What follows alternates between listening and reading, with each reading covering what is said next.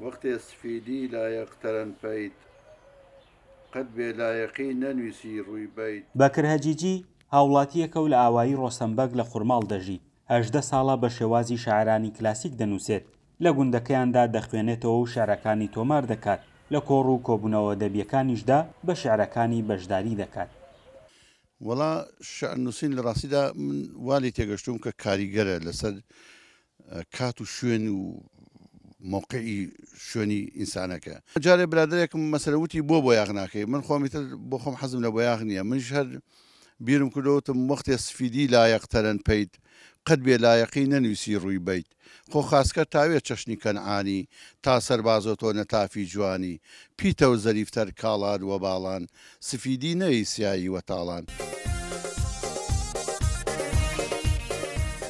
بەکر هەجیجی جگە لەوەی شاعرە ئەندامی تیپی هەڵپەڕکێ یانەی سیاچەمانەی هەورامانیشە. زۆر جار بە شعر وەڵامی هەوڵاتیانیش دەداتەوە. جارێک لە چایخانەیەک دانیشتوم دوو برادەر باسی لە خۆ بە شێوەیەکی لە خۆبایبوونیان پێوە دیار بوو باسی پارە و دەسەڵاتۆمانیان کرد. میژەمان بە سۆرانی وت و دوایی وتم پێتان خۆشە شعرێکتان پێشکەشکەم هەچەند ئیسەش نووسیمە وتیان ئاساییوتم خۆ ئاز ناوتی نەوەڵا وتم مەنازە هەرگیز بەهێز و باز و مەرگی خەت دەگرێت درەنگ بێ یاز و کۆڵەکەی ماڵت ئاڵتون و زێر بێ لەشکرێ بۆ تۆ قەزاوە گێر بێ جوان بی وەک یوسف ئەوەندە قۆز بی یا وەک ئەسکەندەر خاوەنی هۆز بی شابی گەدابی لە دنیای ڕۆشن ڕۆژێ دێ باڵات بچێتە کفن. ئەو زۆرینەی شعرەکانی بە شێوازی هەورامین و بە شاعرانی کلاسیک لە نمونەی مەولەوی و بێسارانی و سەیدی و قانیع کاریگەرە لە هەموو جۆرە جیاوازەکانی شعریشدا دەنووسێت.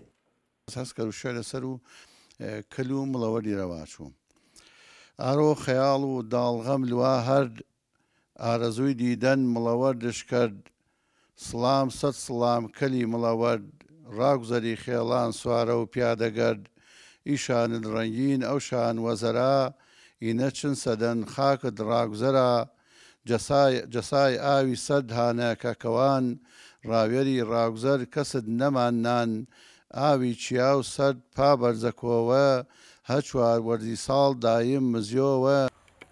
بەکر هەجیجی لە ساڵی 1970 لە گوندی هەجیج لەدایک بووە.